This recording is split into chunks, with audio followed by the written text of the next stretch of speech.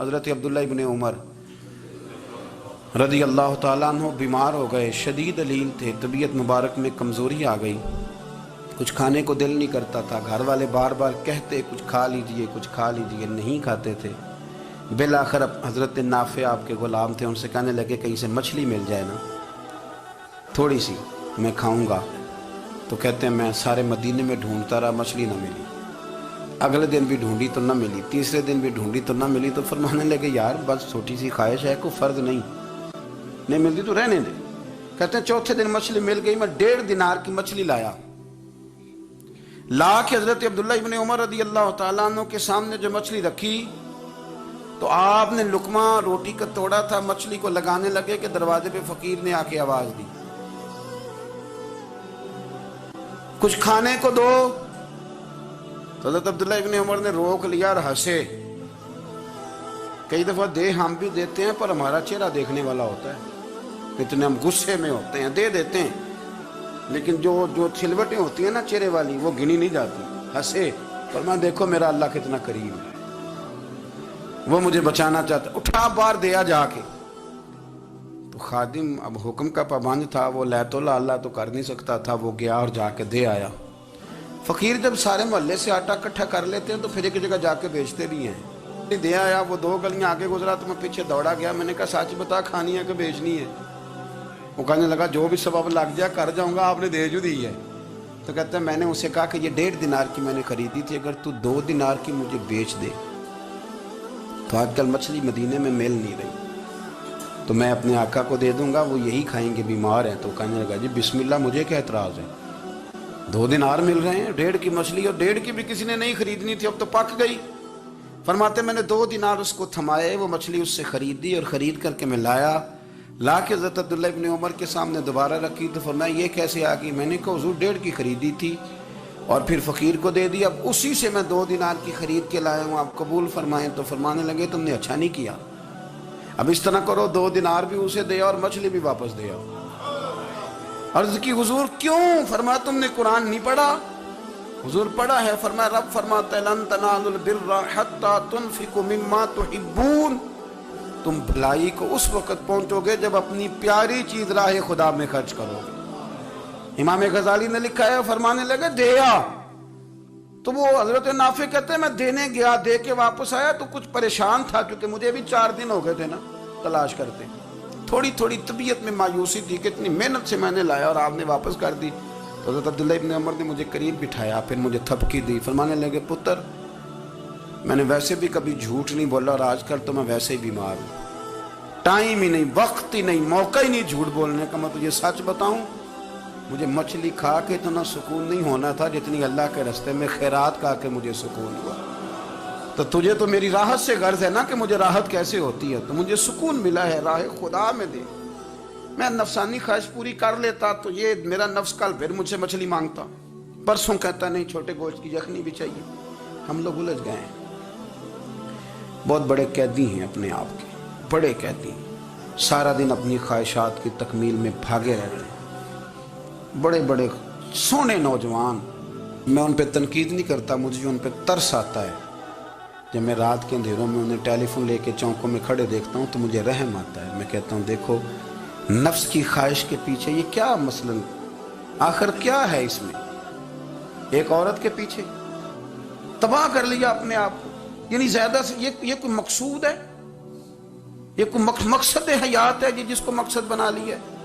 میرے عزیز بات کو سمجھ لیں، اتنا خوبصورت آدمی ہے اور اتنا اس کا اونچا قد کاٹ ہے، اور کیا کس کے پیچھے یہ بھاگا ہوا ہے؟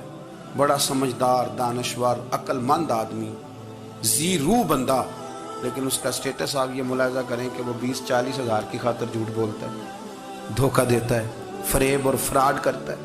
ہم اپنی نفسانی خواہشات کے پیچھے اس طرح بھاگتے ہیں کہ ہم اصل سے رہ جاتے ہیں۔ میری باتوں کی سمجھ آ رہی ہے آپ حضرات؟ تھوڑا تھوڑا کر کے، ایک ایک کر کے ان کی باتیں کم مانیں۔ وہ ضروری تو نہیں نا کہ سویرے ناشتہ بازار سے اپنی مرضی کا تگڑا کیا ہے، بازار سے لا پوڑیاں چنے بہترین کھائے، اور پوڑیاں چنے ابھی کھائے نہیں، شاپر میں ڈالے ہوئے ہیں، اور وہ لے کے ابھی آ رہا ہے تو ساتھ ہی رستے سے گوشت بھی چھوٹا اچھا لگا تو 2 کلو وہ بھی لے آئے کہ پوڑیاں چنے کھاؤں گا اور دوپہر کے لیے گوشت پکاؤں گا۔ وہ پہلے یہ تو کھا لے صاحب، اس سے تو نجات پا لے۔ یہ پتہ نہیں ہضم ہوتا ہے کہ کچھ اور کرتا ہے تیرے ساتھ، لیکن وہ گوشت بھی ساتھ لے آیا۔ یعنی ٹیبل پہ، ناشتے کے ٹیبل پر بیٹھ کے فیصلہ ہو رہا ہوتا ہے کہ ہم نے کیا کھانا ہے، ہم نے کدھر جانا ہے۔ سنگیو یاد رکھو، باتوں کو سمجھو اور غور کرو۔ یہ تھوڑا تھوڑا کر کے جب ہم چھٹکارا حاصل کرنے کی کوشش کریں گے نا، چھٹکارا حاصل کرنے کی، کہیں جگہ سے، کسی جگہ سے اگر آپ کو تنبیہ ہوتی ہے نا، تنبیہ، اس میں بھی بڑا مزہ آتا ہے، اس میں بڑا۔ ہمارے ایک بزرگ تھے، تو ایک دن نا میں گیا تو کہنے لگے الحمدللہ آج میں بڑے سکون میں ہوں۔ میں نے کہا جی وہ کیا ہوا؟ کہنے لگے میں اپنے آپ کو بڑا پیر صاحب سمجھنے لگ گیا تھا۔ تو ایک وابڈا کے کسی آدمی سے کام تھا، تو میرے ایک دوست نے مجھے کہا کہ پیر صاحب اس کو ٹیلی فون کر دیں، سنا ہے آپ کا عقیدت مند ہے۔ میں نے اس بندے کو ٹیلی فون کیا تو کہتا ہے پیر صاحب میں عزت آپ کی بڑی کرتا ہوں پر یہ کام نہیں ہو سکتا۔ کہتے ہیں جب اس نے مجھے کہا نا تو کچھ بھی نہیں، تو مجھے بڑا مزہ آیا، ورنہ میرا تو نفس پھول گیا تھا۔ میں تو سمجھتا تھا کہ جو میں کہتا ہوں ویسے ہی ہو جاتا ہے۔ کہتے اس نے تھوڑا سا نا مجھے لیول میں کیا ہے، مجھے مزہ آیا۔ یہ لوگ نا اپنے اوپر بوجھ ڈالتے تھے، یہ تھوڑا تھوڑا پیچھے ہٹتے تھے، یہ سمجھتے تھے کہ اس طرح تو ہماری تکمیل رہ جائے گی۔ صبح سے شام تک اگر اسی نفس کی باتیں مانتے جائیں گے تو خرابی کرے گا۔ دولت کا نشہ ہے بھائی، دولت کٹھی کرنے والا کسی جگہ سیر نہیں ہوتا، حسن کا نشہ ہے، حسن کا نشہ ہے۔ حضرت ابوبکر شبلی رحمۃ اللہ علیہ فرمایا کرتے تھے جو تیری بیٹی کو خوبصورت سمجھ کے اس کے ساتھ نکاح کرنا چاہے اسے بیٹی نہ دینا۔ حضرت جی کیوں؟ فرمایا حسن تو تھوڑے دن کے بعد ختم ہو جائے گا، پھر وہ اس کی قدر نہیں کرے گا، وہ تو کہیں اور منہ مارتا پھرے گا۔ حضرت ابوبکر شبلی رحمۃ اللہ تعالی علیہ کی بیٹی خوبصورت تھی، ایک نوجوان کہنے لگا میرا نکاح کر دیں۔ آپ فرمانے لگے پتر تو 1 مہینے کے بعد آنا، کر دوں گا، بڑی موٹی تازی خوبصورت صاحبزادی۔ تو حضرت نے اسے دوائی کھلائی، اسے پخانے لگ گئے، جو پخانہ کرتی ایک مٹکے میں سنبھال دیتی۔ تھوڑا وقت گزرا تو وہ ہڈیوں کا پنجر بن گئی، مہینے بھر میں دست اتنے آئے کہ کمزور ہو گئی۔ تو ابوبکر شبلی 1 مہینے کے بعد نوجوان کو بلایا، فرمایا ادھر آ تیرا نکاح کروں۔ بچی دکھائی تو وہ کمزور بستر پہ پڑی، فرمایا شادی کر۔ کہنے لگا اس سے نہیں میں نے کرنا۔ فرمایا یہ وہی ہے؟ کہنے لگا جی نہیں۔ فرمایا تو کہتا تھا مجھے عشق ہے، کدھر گیا تیرا عشق؟ کہنے لگا حضرت صاحب آپ کیسی بات کر رہے ہیں؟ فرمایا ادھر آ۔ پھر وہ مٹکا جس میں گند رکھا تھا وہاں لے گئے، فرمانے لگے تیرا اس کے ساتھ عشق تھا، یہ ہے تیرا عشق۔ فرمایا اسے تو میں 4 دن روٹی کھلاؤں گا پھر تندرست ہو جائے گی، لیکن میں دیکھنا چاہتا تھا کہ تو میری بیٹی سے پیار کرتا ہے یا اس کے چہرے پہ آنے والی کچھ وقت کے لیے سرخی سے پیار کرتا ہے، اس لالی سے پیار کرتا ہے جو جوانی کے وقت بچوں اور بچیوں پہ آتی ہے۔ کس چیز کے دل دادا؟ یعنی کیا مطلب؟ نفس کی غلامی، سراسر غلامی، اور پلٹ پلٹ کے اور بڑے بڑے سیانے بندے چھوٹی سی خواہش کے لیے، بڑا سمجھدار آدمی، بڑا سیانا بندہ۔ میں ایک بڑے بزرگ عالم تھے، میں ایک دفعہ ملنے گیا تو پائے پکا رہے تھے، خود پائے پکا رہے تھے، تو وہ بڑے پیار کی بات ہوتی ہے نا، تو تامت باندھی ہوئی اور بڑی جناب خستہ حالی، اور وہ پائے پکا رہے ہیں۔ تو میں نے ان سے کہا حضرت جی پائے تو کسی اور نے بھی پکا لینے تھے، آپ بخاری لے کے بیٹھتے، چلو میری طرح کا کوئی بندہ آپ سے استفادہ بھی کر لیتا۔ اب پائے آپ لائیں گے، پھر پکائیں گے، پھر آپ کھائیں گے، تو یہ تو 24 گھنٹے آپ کسی کام میں گزر جائیں گے۔ تو یہ چھوٹی سی خواہش کے لیے میں کسی چیز کو حرام نہیں کہہ رہا، قرآن پاک کی جو آیت پڑھی ہے صرف اس کی تفسیر آپ کے سامنے عرض کر رہا ہوں۔ ہماری خواہشات ماں پالتی ہے، آپ کو نہیں پتا کتنے دکھ سہتی ہے۔ میں ان ماؤں کو جانتا ہوں جو بیٹے کے حصوں کی مار بھی اس کے ابے سے کھاتی ہیں، مار کھاتی ہیں وہ۔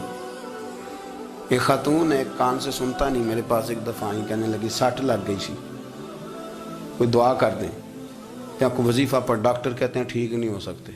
میں نے کہا باجی صحیح بتاؤ مسئلہ کیا ہے؟ کہنے نہیں کچھ بھی نہیں، مسئلہ کیا ہونا ہے، پتر غلط نکل آیا ہے، اس کا باپ روز مارتا ہے، آج میں آگے گئی ہوں تو اس نے ایک تھپڑ میرے کان پہ مار دیا، پردہ پھٹ گیا۔